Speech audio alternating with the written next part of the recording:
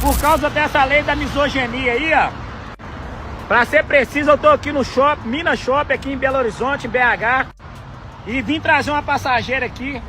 Segundo a passageira, a empresa dela demitiu 28 mulheres por causa dessa lei da misoginia aí, que o dono da empresa falou que é mais fácil rescindir o contrato, pagar todos os direitos que a mulher tem, do que continuar com ela na empresa, do que responder vários processos na justiça. Que às vezes você falar um trem que a mulher não gostar, a mulher te levar na justiça, que é essa nova lei da misoginia aí, a gente vai responder muito processo. Então, ele tá mandando 28, desligando 28 mulheres da empresa. Isso aí é pra vocês verem, 6 mulheres vão perder muito espaço por causa dessa lei aí, beleza? Homem no Brasil já tá raro, né? Daqui uns dias a família vai parar de existir, porque terra com terra não dá liga. Aí vem outra coisa, essa mulherzinha aqui, ó, protegendo a lei da misoginia. O negócio é o seguinte, gente, as mulheres vão perder muito emprego por causa dessa lei, entendeu? E outra coisa, ela tá dando palpite, nunca construiu nada, só gasta nosso dinheiro à toa com o hotel de luxo, com os comes e bebe dela, com os luxos dela, e quer falar de Nicolas? Ela e o presidente Lula tá sendo desaprovado pela população, e o STF também, ou seja, pede pra sair, que você está destruindo o Brasil, essa máfia, essa pior organização criminosa do Brasil. Então, esse é o problema, Nicolas. Eu tô num grupo de empresários e a primeira pauta da manhã hoje foi, cara, eu vou parar de contratar mulher. Óbvio. E aqui, ó, aí tem que dar palma pra esquerda, e eu vou deixar aqui claro, hoje é dia 25 de março de 2026, o que vai acontecer é um monte de homem sendo falso acusado por misoginia, acabando com a vida do cara, mercado de trabalho parando de contratar mulher, porque afinal de contas, quem quer estar ao lado de alguém que você não pode discordar, que você não pode conversar? Não pode interromper. Que você pode ser preso, não pode interromper. Exatamente. Num debate, não, você tá fazendo misoginia comigo. Pô, E ninguém outra, vai querer, pô. as mulheres que estão solteiras hoje em dia, ninguém vai pensar 2 vezes em chegar nela numa balada ou casar. Meu irmão, você não lembra do Ronaldinho naquela entrevista que a mulher falou assim, você vai pra onde depois daqui? Aí ele, não sei o que, você vai pra onde depois daqui? Aí ele, pô, você quer sair comigo? Tá querendo saber demais. Tipo, misoginia. Misoginia, meu irmão. Já assédio. Ah, e outra, misoginia é só pra um lado, né? Tem várias reportagens do homem, tipo, o repórter, principalmente em ano de Copa, essas coisas assim, Exato. uma mulher vem e beija o cara. 0 revolta. 0. Tudo bem.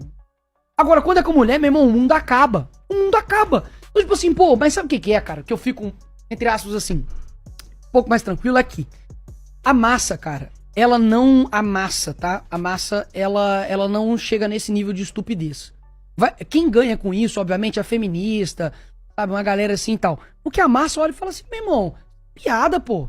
É pra trocar ideia aqui, zoou a menina, ou senão ela te zoou ao contrário. Porque é o seguinte, o homem também vai poder meter essa? Ô, seu gordo, ou vai tomar monjaro, entendeu? Seu narigudo, ou qualquer coisa que seja. Ou homem não... O homem também não pode sofrer isso também. Pô, você lembra do caso da ex-mulher do Johnny Depp? Putz, Porra. Amber Rose. Meu Amber irmão, Heard. o cara é o Johnny fucking Depp. O cara é o Capitão Sparrow. O cara é milionário, teve que gastar dinheiro com advogado, sofreu um cancelamento ferrado e depois foi descobrir, meu irmão. Mensagem lá dela falando com ele assim, vai lá, fala que eu sofri violência doméstica, vamos ver quem vai acreditar em você. Meu irmão, por ele ter destruído... não precisamos ir longe. Neymar, pô, Canagla. E se ele não tivesse contratado um detetive que não sei o que e atraía, se ferrar, meu irmão. Então, assim, eu vou deixar isso aqui bem claro. Eu não tenho dúvidas que isso vai tirar a mulher do mercado de trabalho, vai gerar, assim, um conflito gigantesco, que é o que eles querem. Entre o homem e a mulher, o cara vai querer dar em cima da mulher alguma coisa assim, pô, tá bonitinha hoje, etc. E meu irmão não vai conseguir agora. Um ponto. Que existe homem escroto, babaca, que desrespeita as mulheres, que é agressivo com as mulheres, que rebaixa as mulheres. Joga pena de morte, Isso pode jogar não- na cadeia. Meu irmão, isso eu não tenho dúvidas. Não precisou de um mês para os defensores das mulheres mostrar que, na real, eles não estão nem aí pra gente. Ontem foi aprovada a lei no Congresso contra a misoginia. A gente sabe que com esse crescimento de conteúdo red pill, machista, esses homens aí de 1,50, feio, porque vocês são feio, por isso vocês são assim, porque vocês não comem ninguém. Com esse crescimento de conteúdos red pill e misógino na internet, tem sofrido também uma epidemia de feminicídio. Um mês atrás foi o aniversário da lei feminicídio de 11 anos e aumentou assim, bizarramente. Então, cada passo que esses red pills e machistas dão na internet, isso também influencia indiretamente na vida daqueles que já são mau caráteres, que ainda dão potencial e força para esses caras acharem que eles estão certos e que a gente não vale de nada. E a gente tem esse avanço na lei, equiparando esse crime ao racismo, à LGBTfobia, que a gente sabe que, por mais que tá na lei, ainda acontece, mas, gente, é muito mais fácil pra gente correr atrás. Então, assim, é muito importante que a gente compartilhe isso, porque é uma vitória nossa, tá? Equiparar a misoginia com o racismo e a LGBTfobia é um passo muito grande na história pra nossas filhas e netas serem protegidas lá na frente. Então, assim, gente, parem de dar palco pra esse tipo de povo, parem de dar engajamento pra esses machos e abram o olho, porque, como eu falei em outro vídeo, eles não estão se importando como a gente se sente, se a gente amanhã vai acordar viva ou morta. Eles só querem voto porque é ano de política. No cenário atual, uma discussão começou a ganhar força nos bastidores do mercado de trabalho e pouco a pouco vem chegando ao público geral. Será que algumas empresas estão adotando uma postura mais cautelosa na hora de contratar ou manter determinadas equipes por medo de riscos jurídicos? Antes de qualquer conclusão precipitada, é importante entender o contexto completo. Nos últimos anos, novas legislações surgiram com o objetivo de garantir ambientes mais seguros, combater abusos e promover relações mais respeitosas dentro das empresas. Essas mudanças são vistas por muitos como avanços importantes. No entanto, ao mesmo tempo, surgem relatos de empresários que afirmam estar mais receosos em relação à gestão de equipes, especialmente quando o assunto envolve possíveis interpretações de comportamento no ambiente corporativo. E é exatamente aqui que o debate começa a ficar mais complexo, porque não se trata apenas de certo ou errado, mas de percepção de risco, interpretação de leis e decisões estratégicas dentro das organizações. Já deixa o like e se inscreve no canal, porque esse é o tipo de conteúdo que abre sua visão sobre o que realmente está acontecendo nos bastidores. Não, vocês estão de palhaçada comigo. O Senado aprovou um projeto de lei que define misoginia como crime similar ao racismo. Vamos por partes. Misoginia, em definição, é ódio, desprezo ou aversão às mulheres. Até aí, ok. Ninguém aqui está defendendo o desrespeito, a agressão ou assédio. Mas isso já é crime e tem que ser punido mesmo. Mas já é crime. Agora, olha o exemplo que estão usando para falar como vai ser aplicada essa lei da misoginia. Então, por exemplo, interromper ou duvidar da fala de uma mulher numa reunião, numa conversa, num debate. A mulher está ali expressando a opinião dela, vem um colega de trabalho, por exemplo, corta a fala no meio. Super misógino esse comportamento. Às vezes para dizer exatamente a mesma coisa, mas precisa falar por cima para que a última palavra seja a dele. Então deixa eu ver se eu entendi. Interromper uma mulher, agir como se ela não soubesse de algo. Isso é equivalente a racismo? Isso é mundo, minha gente. Isso é ambiente corporativo. Ambiente de trabalho não é maternal, não. É pressão, é tensão, é gente sendo direta, é gente sendo cortada no meio da fala o tempo todo. É óbvio que se espera respeito, mas respeito com qualquer ser humano, não só com a mulher. Mas falar que cortar a fala é crime, aí nós estamos perdidos. Homem faz isso com homem o tempo todo. E mulher faz isso com homem e com mulher também. E ninguém chama a polícia por causa disso. Você percebe que isso não cria igualdade? Isso cria um ambiente onde qualquer pessoa pensa, cara, é melhor nem contratar uma mulher, não vale a pena. E pronto. Quem que você acha que perde espaço? A mulher. Porque ninguém quer trabalhar com medo constante de ser acusado por algo subjetivo, por algo comum, por nervos exaltados por conta do estresse comum de trabalho. É claro que não é assim o tempo todo, mas em determinados momentos será. E aí? Lei tem que proteger contra crime real, agressão, assédio, violência. Não pode regular a interação humana básica, conflito, discordância, exaltação. Isso não fortalece mulher nenhuma, isso enfraquece. E o pior, com aplausos de algumas mulheres. Me fala aqui o que você pensa sobre esse assunto. Após a aprovação da lei da misoginia, centenas de mulheres ficaram desempregadas no Brasil. Uma única empresa chegou a demitir cerca de 150 funcionárias.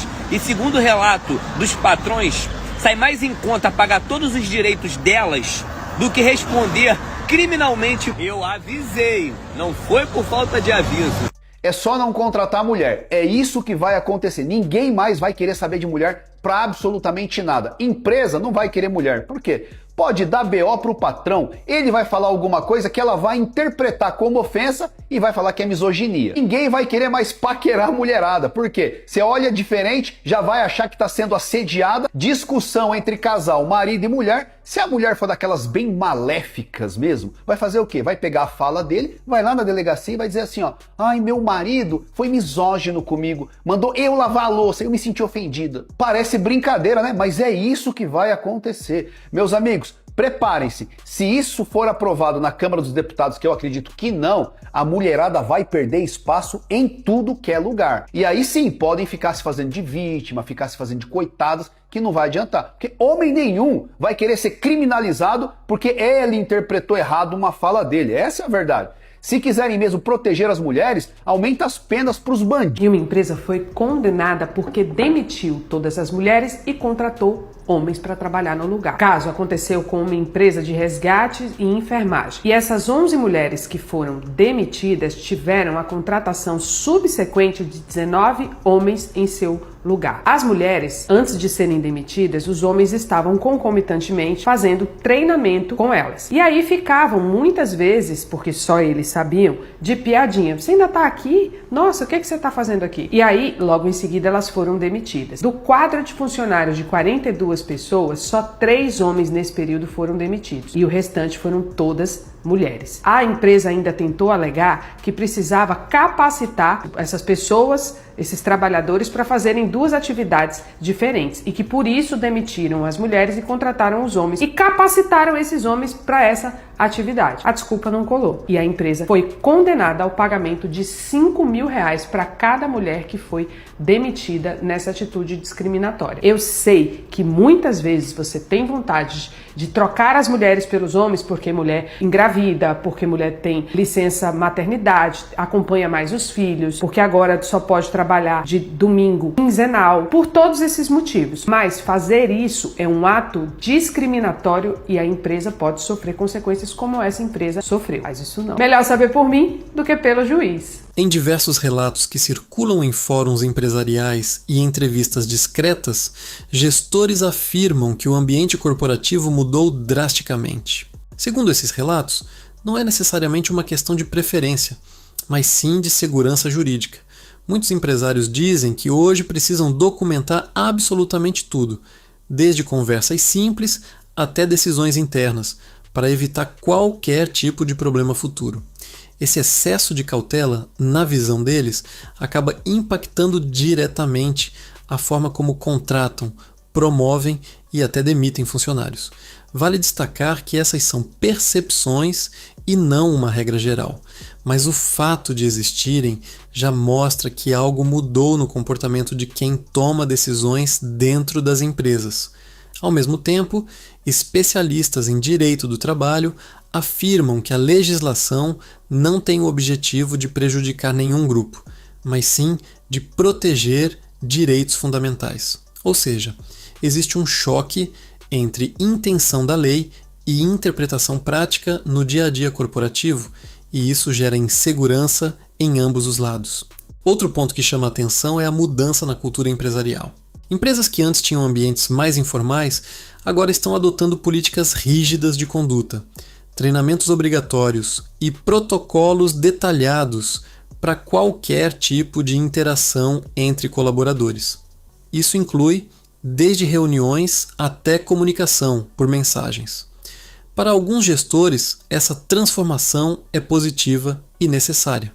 Para outros, representa um ambiente mais engessado, onde qualquer atitude pode ser interpretada de forma equivocada.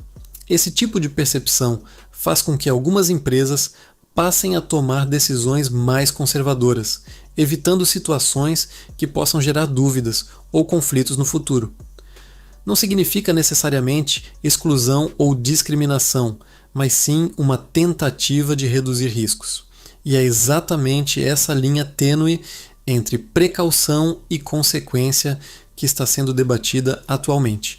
Enquanto isso, do outro lado, também existem profissionais que defendem que essas mudanças são fundamentais para corrigir problemas históricos dentro do mercado de trabalho. Muitos argumentam que durante décadas, diversas situações inadequadas foram ignoradas ou normalizadas e que agora existe uma tentativa de criar um ambiente mais justo e equilibrado. Essa visão reforça a importância das leis como ferramentas de proteção e evolução social. Porém, quando essas duas perspectivas se encontram, a da proteção e a do receio, surge um cenário de tensão silenciosa dentro das empresas. E é justamente nesse ponto que decisões estratégicas começam a ser tomadas com base não apenas em desempenho ou qualificação, mas também em fatores indiretos ligados à gestão de risco. Alguns especialistas apontam que o verdadeiro problema pode não estar na legislação em si, mas na falta de clareza e preparo das empresas para lidar com essas mudanças. Muitas organizações ainda não investiram o suficiente em treinamento, orientação jurídica e adaptação cultural. Isso faz com que decisões sejam tomadas com base no medo e não na informação. E quando o medo entra no processo decisório, o resultado tende a ser distorcido.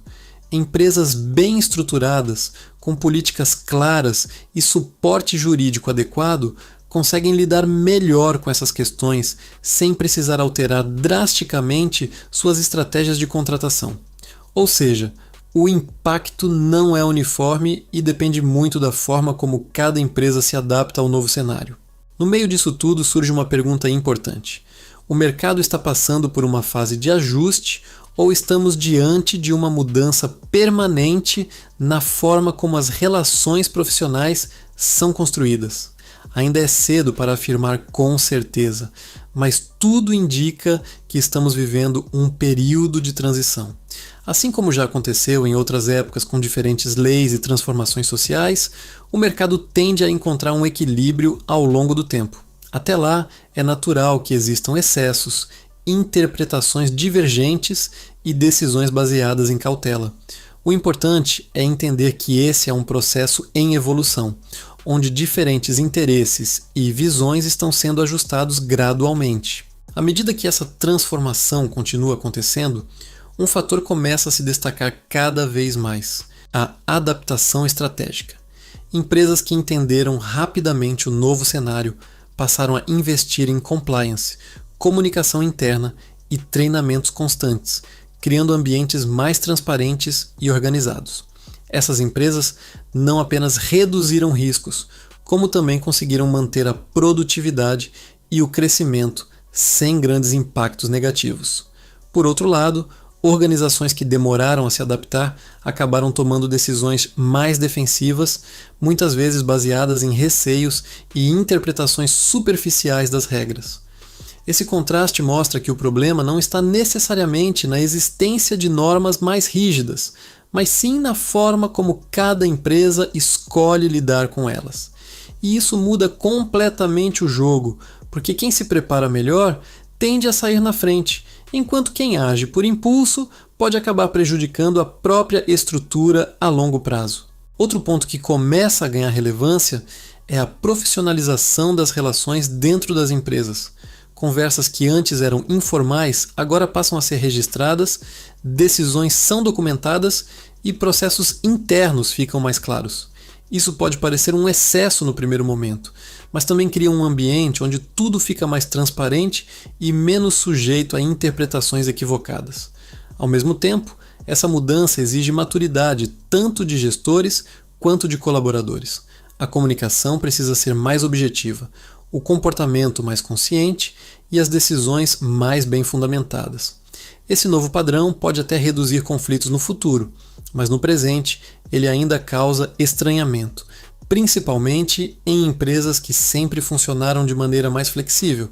Além disso, é importante observar como o próprio mercado começa a se ajustar com o tempo. Quando uma mudança impacta diretamente decisões empresariais, surgem novas soluções para equilibrar a situação. Consultorias especializadas, treinamentos corporativos e suporte jurídico se tornam cada vez mais comuns, justamente para ajudar empresas a navegar nesse cenário com mais segurança. Isso mostra que o mercado não para, ele se reorganiza. E nesse processo, oportunidades também surgem para quem entende a direção das mudanças. profissionais que se adaptam rapidamente a esse novo ambiente acabam se destacando, enquanto empresas que investem em estrutura e informação conseguem manter competitividade sem precisar recorrer a decisões baseadas apenas em cautela. No final das contas, o que está acontecendo não é algo isolado ou definitivo, mas sim parte de um movimento maior de transformação nas relações de trabalho. Assim como já aconteceu em outras épocas, mudanças legais e sociais sempre geram reações iniciais de adaptação, insegurança e até exageros. Com o tempo, o equilíbrio tende a aparecer e o mercado encontra formas mais eficientes de operar dentro das novas regras. O mais importante é entender que decisões baseadas apenas em medo raramente são sustentáveis no longo prazo. Informação, preparo e estratégia continuam sendo os pilares mais sólidos para qualquer empresa que deseja crescer de forma consistente. E agora fica a reflexão final.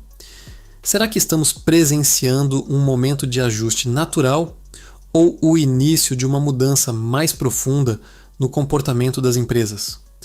A resposta ainda está sendo construída, dia após dia, dentro de escritórios, reuniões e decisões silenciosas que dificilmente chegam ao grande público. O fato é que quem entende esses movimentos antes da maioria consegue se posicionar melhor, seja como profissional ou como observador atento do mercado.